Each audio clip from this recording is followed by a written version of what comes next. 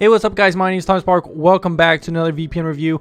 Today we're taking a look at ExpressVPN. We've already reviewed it this year, but I thought I should retake a look at it because I've been investigating some things about it, doing some more tests in the last couple of weeks, and I found that I could update some of my sections. But just to remain transparent, I'll make a new review showing you what I've been changing in my thoughts about ExpressVPN. Alright guys, so right away let's start off with the pricing, since this is pretty standard and not much has changed.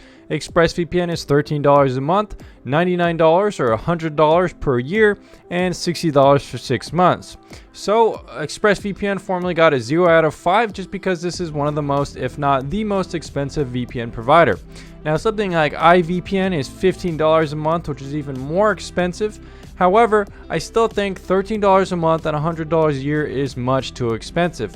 There are so many other VPNs you could get for cheaper prices that offer pretty much the same experience, if not better experiences in certain categories. So overall, I still think this pricing plan is not good. I think people who advertise it as cheap are advertising it in kind of sketchy ways, in that they're advertising it per monthly basis. Based on commitment plans. So they might say it's as cheap as $832 a month or something like that, since it's $100 a year, but really in fact you're paying $100 up front and not $832 a month. Or they might advertise 15-month plans with ExpressVPN giving 3 months free for affiliates or something like that, making it around $667 a month or something like that. Overall though guys, this is not a cheap VPN provider, and anyone that tells you it is kind of just lying to you. There are services out there that provide similar services for cheaper plans, so overall it's just not a good pricing plan in my opinion. They can make it much cheaper. So guys, in terms of the application, ExpressVPN has largely remained unchanged, which isn't a bad thing. Now, it's not the most customizable or feature-rich application, but it is pretty good. It's easy to use. It's quite simple. So you have your basic service selection, connection, smart location, which is kind of going to automatically pick a location for you, as well as recent connection. You have a speed test feature here, which isn't really so much a feature in my opinion, but we can look at the options here, which is more of like where the meat is. Some basic startup stuff. Network lock is good to see. That is sort of a kill switch, and split tunneling is also a thing here. You can manage certain VPN for certain applications. Kind of a cool setting. Not too many VPNs have it. But we do have protocol options here, a good amount of protocols to change and customize, which is pretty good, and browser extension, and just some basic stuff here like IP6 protection, DNS, and some optimized Windows networking to maximize VPN speed. So I don't know if we really need that connected. Overall, it's a pretty good app, and it's still solid, and not really much has changed here. So what are some things that ExpressVPN could add to take it to the top level?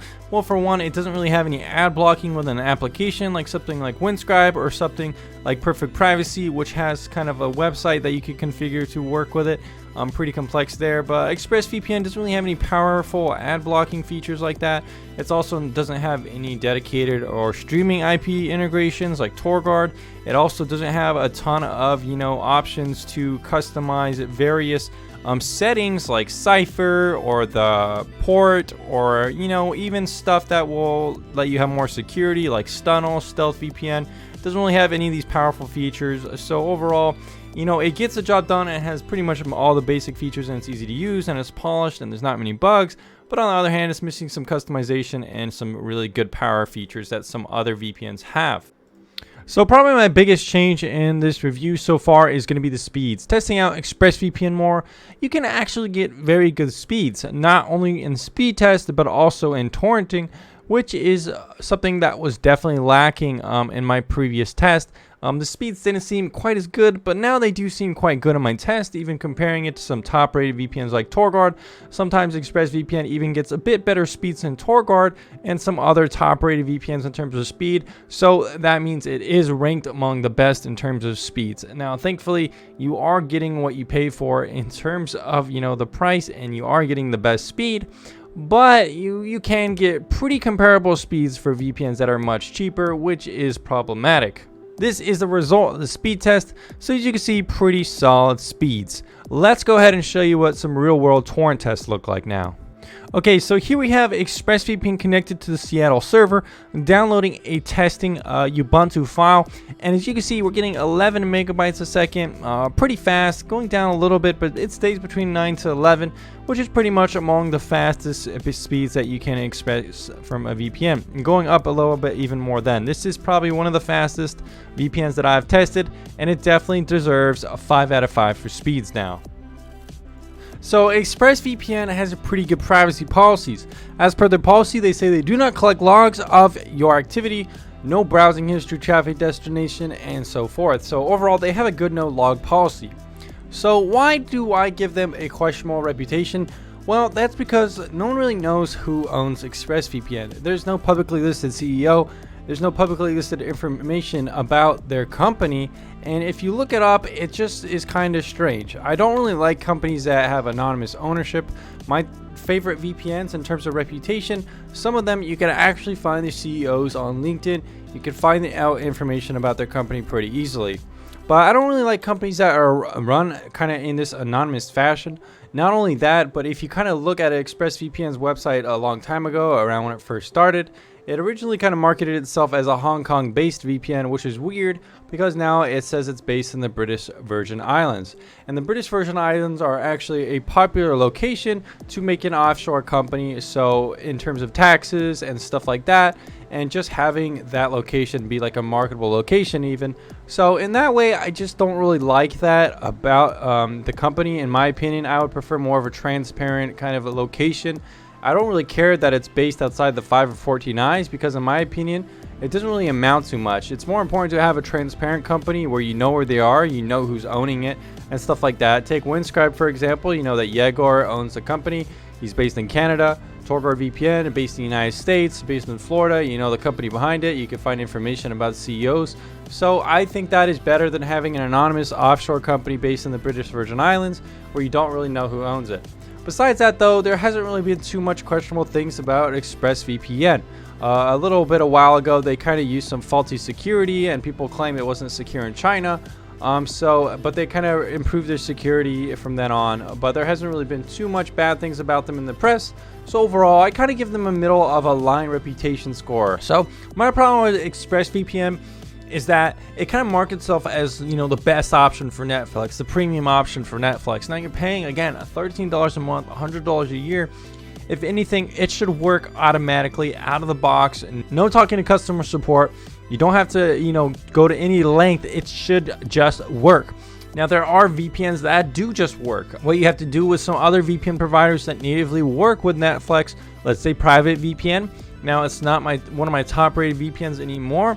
However, there are aspects of the application that just natively show you pick this server, connect, and then you're going to access Netflix. Not only that, but other options like Viper VPN also can do the same. And there's a couple other VPNs out there as well that have similar capabilities. Something like Torguard is going to let you use streaming and dedicated IPs, so they're never going to have to be blocked after you first talk to the support team to request them. However, ExpressVPN doesn't have that simple funnel. If you look in the server list, there's not going to be any options here that just simply work with Netflix. And then if you go to their website, it simply says, oh, just pick any server and it will work. But that's not how it works. You're going to have to talk to support. And if the server gets blocked or restricted later on, you're going to have to do the same thing. So in my opinion, for paying so much, you're getting, you know, a subpar experience when connecting to Netflix and other streaming services. Let's go ahead and see if we can do a little bit more work here, talk to support, and see if we can get it working. So we are connected to ExpressVPN live chat. The connection time is pretty quick, and we are talking to someone, so that's good to see. I do like to have live chat. Not every VPN has live chat. Some VPNs use bots. Some VPNs, you know, just have live chat, but customer services representatives aren't available all the time. So it is good to see help here. Let's see if they can help us choose a specific server to work. I understand that you want to know what service works better for Netflix. In order to assist you with concern, may I know the email address you signed up with? So they obviously are kind of careful not to just tell anyone which servers work. Maybe they're afraid Netflix employees are going to block certain servers and IPs. So it definitely seems like they're aware of the problem that some servers can be blocked and so forth. So you're going to have to use specific servers. So ExpressVPN live chat says to try Atlanta or USA Los Angeles 1. So let's go ahead and try that. So US Los Angeles. 1. How do I find that? Do I have to type it in? Los Angeles 1. So let's try this, see if this works. All right, now we're gonna refresh the page now that we're connected. Okay, so after talking to live chat, it does seem like this will work. Again, you're probably gonna have to talk to live chat your first time to discover which servers work. Perhaps this one gets blocked, it's not gonna work for you. So it's a little bit finicky and annoying. Okay, as you guys know, I don't just stop at testing a VPN with Netflix. I also want to test it for Hulu, Prime Video, and BBC iPlayer. And now, since it does work with Netflix, that's good to see. But I'm wondering what the process will look like if I also want to use it for Hulu, Prime Video, and BBC iPlayer. Am I going to have to pick a server for each one? Will one server work with all of them? Or what is the answer going to be? You can also use the servers I sent you. So let's go ahead and try Hulu and Prime Video with Los Angeles 1. So it looks like Hulu is working with Los Angeles 1 as of right now, so that's good to see. So it looks like ExpressVPN Los Angeles 1 is not working with Prime Video. According to this live chat agent, it should be. It says we are connected to a VPN or proxy. You can also search, so for BBC, she gave me some more servers. So let's go ahead and try Atlanta instead of Los Angeles 1 for Prime Video. So it looks like Atlanta server is not working with Prime Video either. So I'm telling the live chat agent that both of these servers do not work for Prime Video. Let's go ahead and see what she has to say in reply.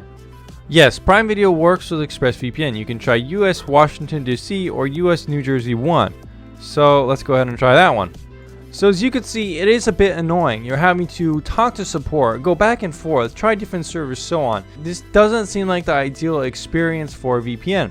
Again, there are VPNs out there that simply work and don't require this back and forth with support. So again, trying Washington DC server did not work. So it's just the process here. Is the next one gonna work? Who's to say? Okay, so New Jersey 1 also does not seem to be working with Amazon Prime. So at this point, I'm gonna be giving up on Prime Video since none of these servers have worked, and we're gonna try finally BBC iPlayer.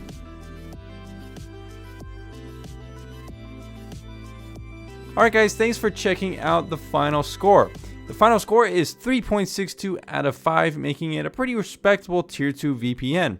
Now, I actually increased ExpressVPN's pricing to 1 point, mostly because I reviewed iVPN this year, which is $15 a month, making it not the most expensive VPN anymore.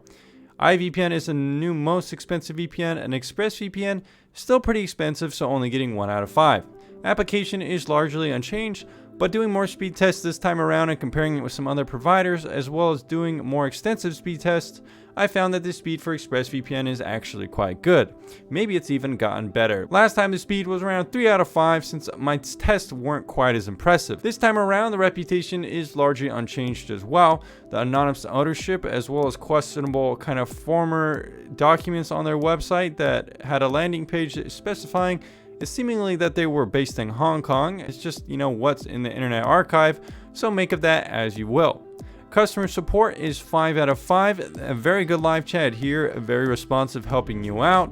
Streaming compatibility is pretty good as well, 3.75 out of 5, working with Netflix, Hulu, and BBC iPlayer, but not working with Prime Video. Now, it is a bit annoying how often you have to rely on customer support to give you the servers that work, and it would be nice, since you are paying a premium, to just be able to pick servers within the application, like Private VPN, Windscribe, Viper VPN, as well as some other unique applications out there like Torguard VPN, which just give you streaming IPs that always work. Anyways guys, that's my final review for ExpressVPN. This is probably one of the fastest VPNs out there. Thanks for checking out this review, and I'll see you again very soon.